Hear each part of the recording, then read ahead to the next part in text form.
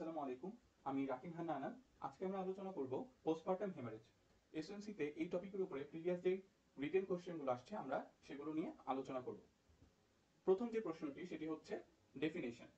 Postpartum হেমারেজের ডেফিনেশনে সবচেয়ে important point হচ্ছে যে any amount of bleeding from or into the genital tract following the birth of the baby up to the end of the puerperium which adversely affect the general health of the patient evidenced by rise in pulse rate and falling blood pressure is called postpartum hemorrhage। মানে হচ্ছে যে যে কোনো অ্যামাউন্টের যদি bleeding হয় বাচ্চা delivery হওয়ার পরে, বেবি ডেলিভারি হওয়ার পরে, সেটা যদি অ্যাডভার্সলি এফেক্ট করে মায়ের হেলথকে, যেটার এভিডেন্স কি যে পালস রেটটা অনেক বেশি বৃদ্ধি পাচ্ছে এবং ব্লাড প্রেশার অনেক কমে যাচ্ছে, সেটাকে আমরা পোস্টপার্টাম হেমারেজ বলবো।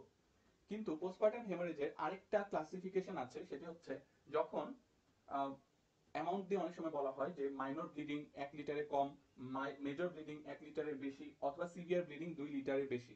আসলে ব্যাপারটা হচ্ছে এনি অ্যামাউন্ট অফ ব্লিডিং যেটাই হোক সেটা যদি মায়ের হেলথকে এফেক্ট করে, অর্থাৎ মা যদি আগের থেকে অ্যানিমিক হয় তখন তো অল্প ব্লিডিং হলেই এই ফিচারগুলো চলে আসবে। তাই এনি অ্যামাউন্ট অফ ব্লিডিং এই ব্যাপারটা খুব ইম্পর্টেন্ট। এরপরের প্রশ্নটি হচ্ছে টাইপ অফ পোস্টপার্টাম হেমারেজ। আমরা পোস্টপার্টাম হেমারেজকে দুই ভাগে ভাগ করতে পারি, একটা হলো প্রাইমারি পোস্টপার্টাম হেমারেজ, আরেকটা হলো secondary postpartum haemorrhage. Primary postpartum হেমারেজকে আবার দুই ভাগে ভাগ করা যায়, সেটা হচ্ছে থার্ড স্টেজ হেমারেজ এবং true postpartum haemorrhage. Primary postpartum haemorrhage হচ্ছে haemorrhage occurs within 24 hours after delivery. এখন উইদিন 24 আওয়ার্স আফটার ডেলিভারি যদি ব্লিডিং স্টার্ট হয় before the expulsion of the placenta, delivery হওয়ার পরে before the expulsion of the placenta যদি delivery হয় সেটাকে আমরা বলবো থার্ড স্টেজ হেমারেজ। আর যদি প্লাসেন্টা এক্সপালশন হয়ে যাওয়ার পরে ব্লিডিং স্টার্ট হয় উইদিন 24 আওয়ার্স এর মধ্যে, সেটাকে আমরা বলবো ট্রু পোস্টপার্টাম হেমারেজ।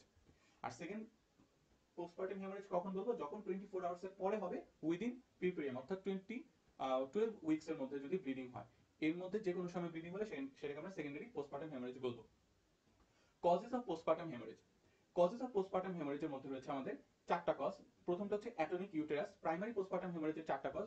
প্রথমটা হচ্ছে অ্যাটনিক ইউটেরাস, অর্থাৎ ইউটেরাসটা ঠিকমতো কন্ট্রাক্ট করতে পারছে না। এটার 13টা কজ বা 13টা পয়েন্ট। এই 13টা পয়েন্ট মনে রাখার খুব ইজি ওয়ে হচ্ছে, প্রথম হলো গ্র্যান্ড মাল্টিপ্লার, এরপরে হচ্ছে আমাদের ইউটেরাস নিয়ে 3টা পয়েন্ট। সেটা কি কি? সেটা হচ্ছে ওভার ডিসটেনশন অফ দ্য ইউটেরাস, এটার কারণ হলো মাল্টিপল প্রেগন্যান্সি অথবা হাইড্রোমিয়াস অথবা বিগ বেবি কারণ হতে পারে। এছাড়া ইউটেরাসে আরো দুইটা কারণ হচ্ছে ম্যালফরমেশন অফ ইউটেরাস এবং ফাইব্রয়েড ইউটেরাস। এরপরে আমরা চলে যাব লেবার। লেবারের উপরে 4টা পয়েন্ট। সেই 4টা পয়েন্ট কি কি? Prolong labour, initiation or augmentation of delivery by oxytocin, mismanage third stage of labour and precipitated labour. অর্থাৎ লেবারের উপরে 4টা পয়েন্ট। এরপরে হলো আমরা প্লাসেন্টা নিয়ে একটা পয়েন্ট বলবো, যেহেতু ইউটেরাস নিয়ে বললাম, লেবার নিয়ে বললাম, এরপরে হলো আমাদের প্লাসেন্টা নিয়ে হলো পয়েন্ট, সেটা হলো অ্যাডহেরেন্ট প্লাসেন্টা অথবা রিটেইনড প্লাসেন্টা। এরপরে আমাদের বাকি যেটা থাকবে অর্থাৎ ম্যালনিউট্রিশন অথবা অ্যানিমিয়া, অ্যান্টিপার্টাম হেমারেজ, এবং ওই পাশে বাকি আছে আমাদের অ্যানেস্থেশিয়া এবং অবিসিটি, প্রিভিয়াস পোস্টপার্টাম হেমারেজের এভিডেন্স অথবা হিস্ট্রি, এছাড়া এজ যদি 40 ইয়ার্স এর উপরে থাকে, এবং ড্রাগস। অর্থাৎ আমরা এভাবে করে এই 13টা পয়েন্ট অনেক ইজিলি মনে রাখতে পারি, কিন্তু আমরা লেখার সময় মোস্ট ইম্পর্টেন্ট কজগুলো আগে দেওয়ার ট্রাই করব। তারপর হলো আমাদের ট্রমা, ল্যাসারেশন অফ সার্ভিক্স, ভ্যাজাইন অথবা পেরিনিয়াম। যদি ডিউরিং ডেলিভারি এই জায়গাগুলোতে লেসারেশন হয় তাহলে আমাদের ব্লিডিং হতে পারে। এক্সটেনশন অথবা লেসারেশন অফ সিজারিয়ান সেকশন যেখানে হয়েছে সেটা যদি কোনো কারণে টান পড়ে অথবা সেখানে যদি লেসারেশন হয়। এছাড়া ইউট্রেন রাপচার হতে পারে, ইউট্রেন ইনভার্সন হতে পারে, অথবা কম্বাইন, অর্থাৎ বোথ অ্যাটনিক ব্লাডের এবং ট্রমাটিক কজ প্রেজেন্ট থাকতে পারে। এছাড়া রিটেইনড টিস্যু, রিটেইনড টিস্যু বলতে প্লাসেন্টা, ব্লাড ক্লট, অথবা যদি মেমব্রেনটা থাকে তাহলে সেটা আমাদের ইউট্রেন রিট্রাকশনে আমাদের একটা বাধা হিসেবে কাজ করে। এরপর হলো ব্লাড কোয়াগুলোপ্যাথি। যদি প্রি এক্সিস্টিং ভন উইলিব্রেন ডিজিজ থাকে অথবা হিমোফিলিয়া থাকে অথবা ইডিওপ্যাথিক থ্রোম্বোসাইটোপেনিক পার্টিউরা থাকে তাহলে ব্লিডিং হতে পারে, অথবা অ্যাকুয়ার্ডের মধ্যে প্রি এক্লাম্পসিয়া, এক্লাম্পসিয়া অথবা অ্যাপ্লাক্সিয়া প্লাসেন্টা থাকলেও আমাদের ব্লিডিং হতে পারে। এছাড়া আর এরপরের কজ কি হলো? Causes of secondary postpartum haemorrhage. Causes of secondary postpartum হেমারেজের মধ্যে রয়েছে retained bits of cotyledon, membrane অথবা ব্লাড ক্লট।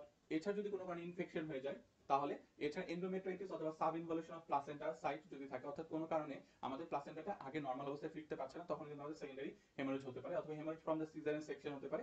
এছাড়া puerperal inversion of the uterus, fibroid polyp, placental পলিপের কারণে, অথবা কোরিও এপিথেলিয়াম অথবা কোরিও কার্সিনোমার কারণে কিন্তু আমাদের সেকেন্ডারি হেমারেজ হতে পারে। এরপরে কোশ্চেন হচ্ছে যে management of postpartum haemorrhage, primary postpartum haemorrhage. Management of primary postpartum haemorrhage, এটা অনেক ইম্পর্টেন্ট কোশ্চেন, অনেকবার আসছে, সো এটা আমাদের একটু ভালো করে পড়ে ফেলতে হবে। সেটা হলো আমরা স্টেপ বাই স্টেপ এটা ম্যানেজমেন্টটা কি হবে সেটা হিসেবে দিলে আমাদের ভালো হয়। সেটা হলো স্টেপ 1, প্রথমে আমরা হেল্পের জন্য কল ফর হেল্প। এছাড়া এরপরে আমরা হলো ফান্ডাসটাকে পালপেট করবো এবং ইউটেরাস মাসাজ করবো, যাতে করে আমাদের ইউটেরাসটা কন্ট্রাক্ট করে অথবা স্টিফ হয়। কারণ যদি আমরা পালপেট করে দেখি ইউটেরাস ইজ ফ্ল্যাবি, এটা একটা কজেস হলো অ্যাটনিক ইউটেরাসের। এরপরে আমরা দুইটা ইন্ট্রাভেনাস ক্যানুলা করবো, কারণ পরবর্তীতে যদি আমাদের ওভার ব্লিডিং হয়ে যায় তখন কিন্তু আমরা ভেইন অ্যাক্সেস করতে পারবো না, কারণ আমরা প্রথমেই দুইটা large bore intravenous cannula ensure করবো। দেন আমরা ব্লাড পাঠিয়ে দিব ফর গ্রুপিং, ক্রস ম্যাচিং এবং কোয়াগুলেশন প্রোফাইলের জন্য, এবং আমরা পেশেন্টকে অক্সিজেন সাপোর্ট দিব, এবং আমাদের ব্লাডারটাকে আমরা ইভাকুয়েশন করতে হবে। এটার দুইটা কারণ ব্লাডার যদি আমাদের ইভাকুয়েট অবস্থায় থাকে তাহলে আমাদের ইউট্রাইন কন্ট্রাকশনটা ভালো হবে এবং আমরা ভাইটালটা অ্যাসেস করতে পারবো ইউরিন মেজারমেন্টের মাধ্যমে। এরপরে আমরা পেশেন্টকে অক্সিটোসিন ড্রাগ দিব।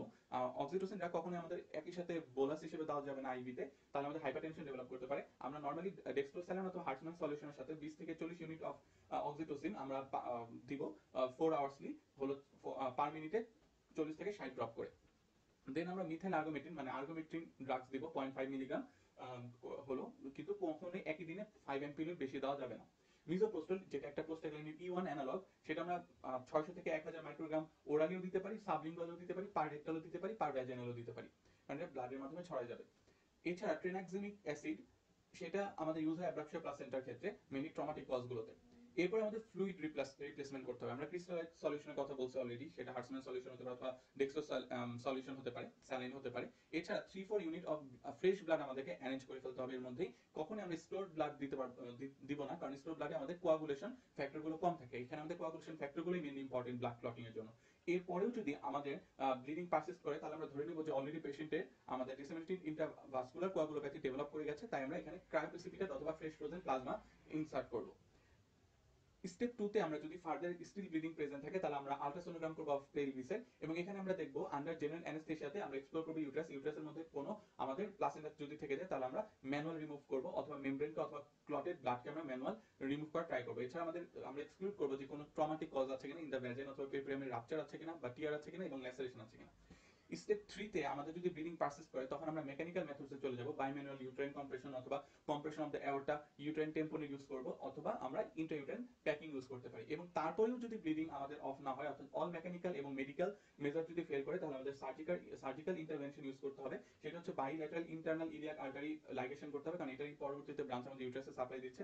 স্টেপ ওয়াইজ ডিভাস্কুলারাইজেশন করতে হবে ইউটেরাসকে, কম্প্রেশন অফ সুচার করতে হবে, যেটা হলো আমাদের ইউটেরাসকে কন্ট্রাক্ট করতে হেল্প করে।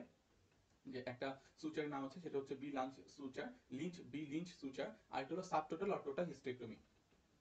Management of secondary postpartum haemorrhage, এখানে আমাদের ইনভেস্টিগেশন গুলো ইম্পর্টেন্ট। আমরা একটা সিবিসি করব, আমরা ব্লাড গ্রুপ এবং ক্রস ম্যাচ করব, কোয়াগুলেশন করব, সি রিঅ্যাক্টিভ প্রোটিন করব ফর ইনফেকশন এভিডেন্সের জন্য, বিটা এক্সসিজি করব যে আমাদের কোরিওকার্সিনোমা কারণ কিনা, কালার ডপলার করব, হাই ভ্যাজিনাল সোয়াব নেব আমাদের অ্যারোবিক এবং অ্যানারোবিক ব্যাকটেরিয়ার মাধ্যমে ইনফেকশন হয়েছে কিনা সেটা অ্যাসেস করার জন্য।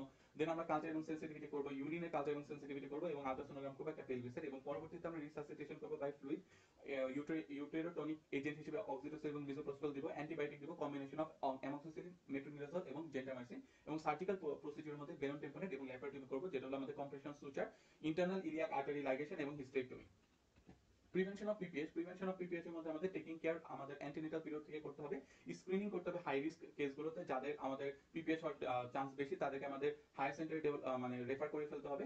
Improvement of health of the mother, মায়ের জেনারেল হেলথকে আমাদের ইমপ্রুভমেন্ট রাখতে হবে। অ্যানিমিয়া আছে কিনা যদি থাকে তাহলে সেটা কারেক্ট করতে হবে।